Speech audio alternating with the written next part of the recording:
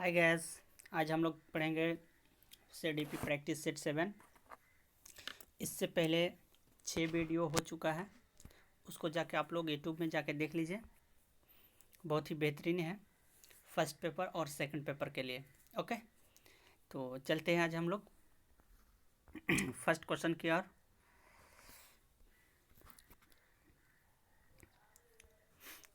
First question है आपका, पियाजे ने किसी बच्चे के विचार में नए विचार के समावेशन हो जाने को क्या कहा जाता है? व्यवस्था, खोज, सत्मीकरण या फिर निर्माण? बताइए कौन सा ऑप्शन राइट होता है। चलिए, आई थिंक लिख लिए होंगे। आपका थर्ड ऑप्शन सही होता है। ओके, चलिए नेक्स्ट क्वेश्चन है आपका कि एक बालक पहले पूरे हाथ को, फिर उंगलियों को और फिर हाथ और उंगलियों को एक साथ चलाना सीखता है। बाल विकास के संबंध में यह सिद्धांत कहलाता है। फर्स्ट है आपका परस्पर सिद्धांत, सामाजिक सिद्धांत और एकीकरण सिद्धांत, और इसमें से कोई नहीं। बताइए कौन सा ऑप्शन राइट होता है। चलिए, आई थिंक लिख लेंगे। ऑप्शन नंबर थर्ड आपका सही होता है, एकीकरण का सिद्धांत। ठीक है, पहले क्या करता है, हाथ को वो चलाना सीखता है, उसके बाद उंगलियों को करता है, उसके बाद जो है हाथ और उंगली दोनों साथ साथ एक साथ चलाना सीख जाता है। इसको हम क्या कहेंगे, एकीकरण का सिद्धांत। नेक्स्ट क्वेश्चन है आपका, शिक्षा रुचि का सिद्धांत बताता है कि शिक्षार्थियों की किस कार्य में रुचि नहीं होती उसे वे मानकर नहीं करते। सेकंड है, रुचि में शिक्षार्थी का जीवन संवरता है। तीसरा है, शिक्षक को शिक्षार्थियों में सीखने की रुचि पैदा करनी चाहिए। चौथा है, शिक्षक को अपने विद्यार्थियों को पढ़ाने में रुचि लेनी चाहिए। बताइए कौन सा ऑप्शन राइट होता है। चलिए, ऑप्शन नंबर आपका फर्स्ट ऑप्शन सही होता है। ओके, चलिए नेक्स्ट क्वेश्चन है आपका कि पाठ्यक्रम में समाहित किया जाता है। फर्स्ट ऑप्शन, पाठ योजनाओं को जिन्हें शिक्षक तैयार करते हैं। सेकंड है, विषय वस्तु जिसे विद्यालय में विद्यार्थी पढ़ाते हैं। और तीसरा है, विषय को विद्यालय के प्रशासकों द्वारा निर्धारित किए जाते हैं। और चौथा है, विषय कार्यक्रमों के द्वारा विद्यार्थी को जो प्रदान किए जाने वाले संपूर्ण अनुभव को। बताइए कौन सा ऑप्शन राइट होता है। ऑप्शन नंबर राइट होता है आपका फोर्थ। ओके, यानी विद्यालय कार्यक्रम के द्वारा जो विद्यार्थियों को जो प्रदान किए जाने का संपूर्ण अनुभव को जो है उसको पाठ्यक्रम का क्या कहेंगे, समाहित किया जाता है। ओके, चलिए नेक्स्ट क्वेश्चन है आपका कि शिक्षा का माध्यम ऐसी भाषा को बनाना चाहिए जिसमें अच्छा दृश्य उपलब्ध हो, जो समृद्ध हो, जो बाद में नौकरी के लिए उपयोगी हो और जिस पर जिन साधारण का आधिपत्य हो। बताइए कौन सा ऑप्शन राइट होता है। चलो, ऑप्शन नंबर राइट होता है आपका फोर्थ। ओके, यानी शिक्षा का माध्यम ऐसी भाषा बोलनी चाहिए जिस पर जन और साधारण का अध्ययन हो। नेक्स्ट क्वेश्चन है आपका, आप यदि शिक्षार्थियों को सामाजिक रूप से समुन्नत एवं परिपक्व करना चाहते हैं तो आप क्या कहेंगे। आप कक्षा के संदर्भ में विद्यार्थियों को पर्याप्त अवसर प्रदान करेंगे जिससे कि वे सामाजिक रूप से परिपक्व हो सके। सेकंड है, आप विद्यालय की विभिन्न क्रियाओं में शिक्षार्थियों को अधिक भाग लेने के लिए प्रेरित करेंगे। या तीसरा, आप शिक्षार्थियों को विभिन्न सामाजिक क्रियाओं में भाग लेने के लिए प्रोत्साहित करेंगे। या शिक्षार्थियों को शांत रहकर बैठने को कहेंगे। बताइए कौन सा ऑप्शन राइट होता है। ऑप्शन नंबर राइट होता है आपका 2। ठीक है, सेकंड ऑप्शन, यानी समानता और परिपक्वता अगर करना चाहते हैं तो आप विद्यालय के विभिन्न क्रियाओं में शिक्षार्थियों को अधिक से अधिक भाग लेने के लिए प्रेरित करेंगे। उसमें जो बच्चे खुद करेंगे और ज़्यादा सीखेंगे। ओके, चलिए नेक्स्ट क्वेश्चन है आपका,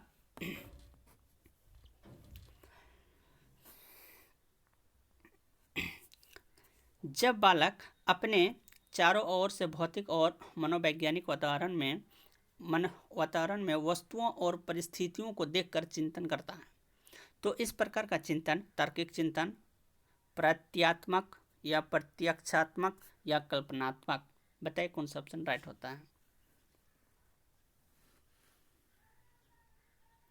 चलिए ऑप्शन नंबर राइट होता है आपका थर्ड, प्रत्यक्षात्मक। प्रत्यक्षात्मक।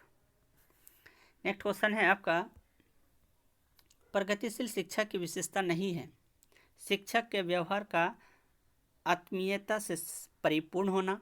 सेकंड है शिक्षार्थियों में उत्तरदायित्व की भावना का विकास करना। थर्ड है शिक्षक को केंद्र बिंदु मानकर चलना। चौथा है शिक्षार्थियों के सर्वांगीण विकास को मुख्य आधार मानना। बताइए कौन सा ऑप्शन राइट होता है। ऑप्शन नंबर राइट होता है आपका थर्ड, यानी शिक्षक को केंद्र बिंदु मानकर जो है ये समावेशी शिक्षण नहीं किया जाता, नहीं वाला पूछा है। ओके, बाकी तो वो सही है। चलिए नेक्स्ट है आपका, प्राथमिक स्तर पर शिक्षार्थियों द्वारा वही शिक्षक प्रभावी माना जाता है जिससे अपने विषय व्यापक जानकारी हो, शिक्षा व्यक्तिगत देखने से अच्छा हो, जो वार्तालाप करने में अच्छा हो या जो व्यवहार में प्रभावी हो। बताइए कौन सा उसमें राइट होता है। 18 का 4, जो व्यवहार में प्रभावी हो वो शिक्षार्थियों द्वारा जो है शिक्षक प्रभावी माना जाता है। ठीक है, बाकी ये क्यों गलत है, देखिए व्यापक जानकारी हो किसमें, विषय में, कोई मायने नहीं रखता। जिसका व्यक्तिगत दिखने में अच्छा हो, कोई भी टीचर्स अच्छा दिखने के लिए नहीं होगा। वार्तालाप यानी डायलॉग यानी डिस्कस करने के लिए अच्छा हो, ये चीज़ नहीं होगा। क्यों, उसका व्यवहार अच्छा अगर है तो आप बच्चे के साथ साथ में मिलकर उस काम को कर सकते हैं, कोई भी काम को। ओके, चलिए नेक्स्ट क्वेश्चन है कि एक शिक्षार्थी जो डैश से ग्रस्त है और ठीक से लिख नहीं पाता, डिस्ग्राफिया, डिसलेक्सिया, एफेजिया और डिस्कैल्कुलिया। बताइए कौन सा ऑप्शन राइट है।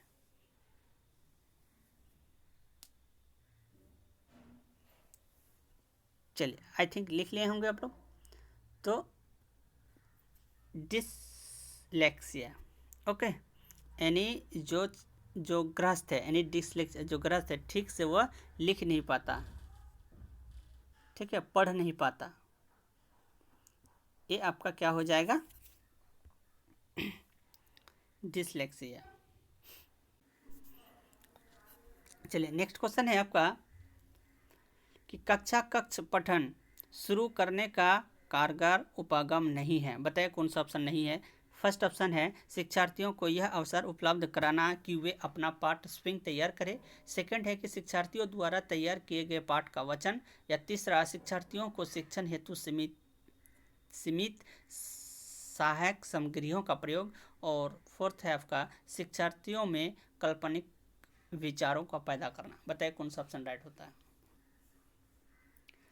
Option number third option right होता है। ठीक है, शिक्षार्थियों को शिक्षण हेतु सीमित सामग्रियों का प्रयोग करना, ये सीमित वर्ड जो आ गया है ये आपका गलत है, आप गलत वाला ही पूछा गया हमसे।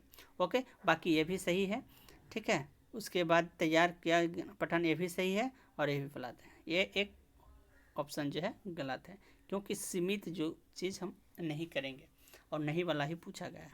ओके, आई थिंक समझ गए होंगे। चलिए नेक्स्ट क्वेश्चन है आपका, बुद्धि के विषय में सत्य नहीं है। अब 4 ऑप्शन दिया गया है, इसमें से सत्य नहीं है। बुद्धि पिछले अनुभव के उपयोग की उपयोगिता है। बुद्धि अमूर्त चिंतन की योग्यता है। तीसरा, बुद्धि मूर्त चिंतन की योग्यता है। चौथा, बुद्धि सीखने की एक योग्यता है। बताइए कौन सा ऑप्शन राइट होता है। चलिए ऑप्शन नंबर राइट होता है आपका थर्ड, बुद्धि मूर्त चिंतन की योग्यता नहीं है, बाकी वो सब है। ओके, चलिए नेक्स्ट क्वेश्चन है आपका,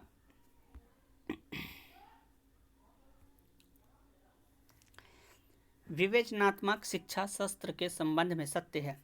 फर्स्ट, यह विभिन्न मुद्दों पर उनके राजनीतिक, सामाजिक, आर्थिक एवं नैतिक पहलुओं से संदर्भ में आलोचनात्मक चिंतन का अवसर प्रदान करना। सेकंड ऑप्शन है, यह शिक्षार्थियों को योग्य बनाने के लिए द्वंद्व को शिक्षा शास्त्रीय कार्यनिहित बनाकर प्रयोग नहीं करता है।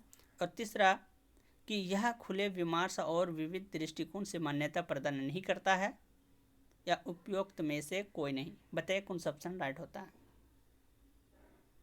चलिए आई थिंक लिख लिए होंगे।